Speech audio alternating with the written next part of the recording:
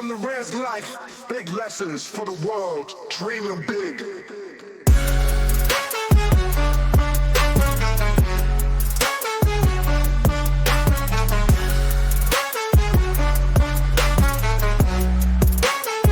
Hey everyone, my name is Delmar. Welcome to the Willie Cheez Education Channel. We're here again to explore another story. I love to share all kinds of stories, ranging from native culture and history to education, money, and more. It's such a pleasure to be here with you and share with you this Willie Cheez story.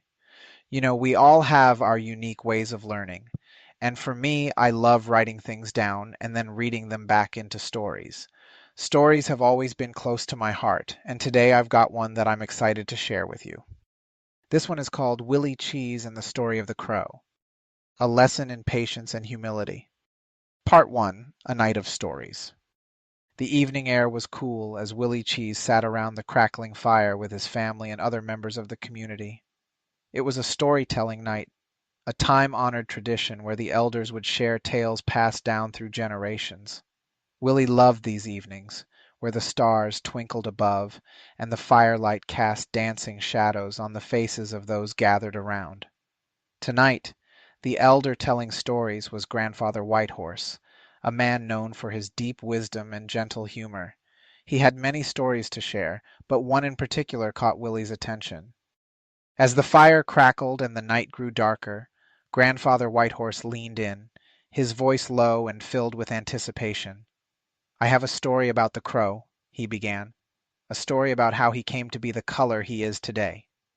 Willie, along with the other children, leaned in closer, eager to hear what Grandfather Whitehorse had to say. Part 2, The Creation of the Birds. Long ago, Grandfather Whitehorse started. When the world was still new, the Creator was busy making all the animals and giving them their forms and colors. The birds were especially excited because the Creator had promised to give each of them beautiful feathers in many colors. Grandfather Whitehorse painted a vivid picture with his words, describing how the birds lined up, eager to receive their colors. The peacock, with his dazzling array of blues and greens, strutted proudly. The eagle received his majestic brown and white feathers, symbolizing strength and grace. The hummingbird was given brilliant iridescent colors that sparkled in the sunlight. Each bird, Grandfather Whitehorse continued, was overjoyed with the colors they received, but there was one bird, the crow, who had a different idea. Willie's eyes widened as he imagined the scene. He could see the birds, bright and beautiful, receiving their colors one by one. But what about the crow? What was his idea? Part 3, The Crow's Plan. The crow, Grandfather Whitehorse said with a chuckle, was clever, maybe too clever for his own good. He decided that he would wait until all the other birds had received their colors. He thought to himself, "I'll be the last in line, and then I'll ask the Creator for all the colors. I'll be the most beautiful bird of all, with feathers that shine in every color of the rainbow." The children around the fire giggled, and even Willie couldn't help but smile. He could imagine the crow, full of excitement and confidence, telling the other birds his plan. The crow watched as one by one the other birds received their colors, Grandfather Whitehorse continued. He saw the bluebird with its bright blue feathers, the cardinal with its deep red, and the oriole with its vibrant orange. As each bird flew away, the crow became more and more excited. "Just wait," he thought. "I'm going to have all the colors, and I'll be the most beautiful bird in the sky." Willie could feel the excitement building in the story, just as the crow must have felt it. But he also sensed that something was about to go wrong. Part 4, The Creator's Surprise. "Finally," Grandfather Whitehorse said, "the crow was the last bird in line." He strutted up to the Creator, his chest puffed out with pride. "I'm ready," the crow said. "I want every color that all the other birds have. I want to be the most beautiful bird in the world." The children around the fire leaned in, eager to hear what would happen next. But the Creator, Grandfather Whitehorse said, his voice softening, looked at the crow with a sad smile. "Oh, Crow," the Creator said, "I'm afraid I've run out of all the colors. The only one I have left is black." Gasps of surprise rippled through the group. Willie's heart sank as he imagined the crow's disappointment. The crow was shocked, Grandfather Whitehorse continued. All his dreams of being the most beautiful bird were dashed. But there was nothing to be done. The Creator took the black and covered the crow's feathers with it from head to tail.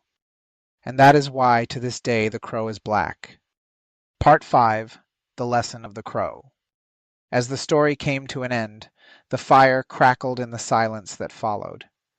Grandfather Whitehorse looked around at the faces of the children, his eyes twinkling with wisdom. The crow thought he could have it all, he said softly. But in his pride and impatience he ended up with nothing but black feathers. There's a lesson in that for all of us. Willie nodded slowly, the story resonating deeply within him. He understood now that the crow's mistake was in thinking that he could outsmart the Creator, that he could have more than what was meant for him. In his desire to be the most beautiful, the crow had lost sight of the importance of humility and patience. Grandfather Whitehorse smiled at Willie, as if sensing the thoughts running through his mind. Remember, Willie, he said, it's not about having the most or being the best. It's about being grateful for what you have, and knowing that what is given to you is enough. The crow learned that the hard way, but we can learn from his story. Part 6. A Lesson Remembered. As the evening drew to a close and the fire began to die down, Willie Cheez sat quietly, reflecting on the story of the crow. He thought about the times in his own life when he had wanted more, when he had been impatient or prideful. The story had taught him a valuable lesson about being content with what he had and understanding that everything in life comes with a purpose. Willie knew that he would carry the lesson of the crow with him, a reminder that humility and patience were virtues worth cultivating. He also knew that the stories of his people were more than just entertainment. They were teachings, passed down through generations to guide and shape those who listened. As he walked home under the starry sky, Willie felt a deep sense of connection to his culture, to the stories that had been told around the fire for centuries. He knew that one day he would pass these stories on, just as Grandfather Whitehorse had done, ensuring that the wisdom of the past would continue to guide the future.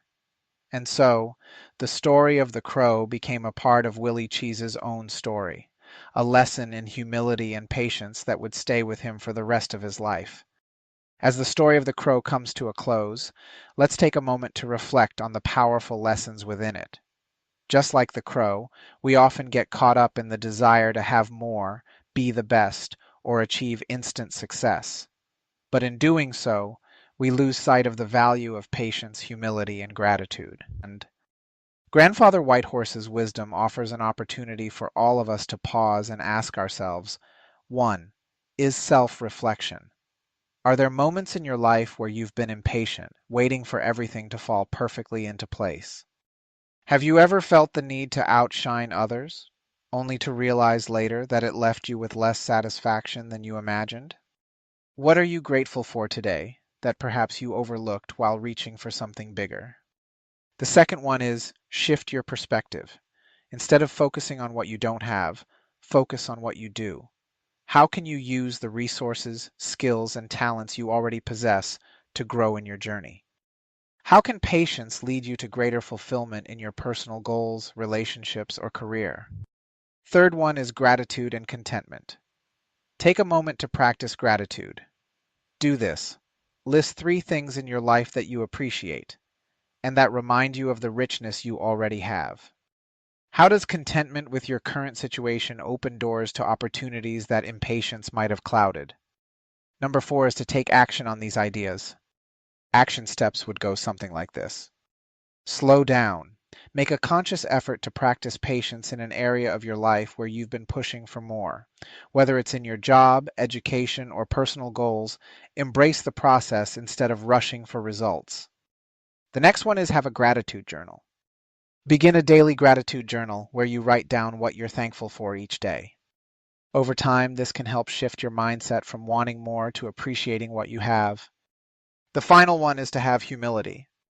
Willie reflects on the crow's humility, recognizing that true beauty and value do not come from outward appearances or what one receives in life, but from how one carries oneself and contributes to the world. So next time you're tempted to outshine others or take the lead, step back and reflect. How can humility help you see the bigger picture, like the crow learning to accept his black feathers? Before you leave the circle, reflect on this question from Grandfather Whitehorse. Are you chasing after colors that aren't meant for you, or are you embracing the gifts you've already been given? Let this question be a guide as you move forward. The beauty of life is not in being the most or having the most, but in recognizing and appreciating what is already within you. The wisdom of the crow's story is yours to carry and apply to your own life, helping you grow in patience, humility, and gratitude. And with that, we wrap up another Willie Cheez story. Thank you so much for spending time with me today. Until next time, have an amazing day and enjoy every moment. From the res life, big lessons for the world, dreaming big.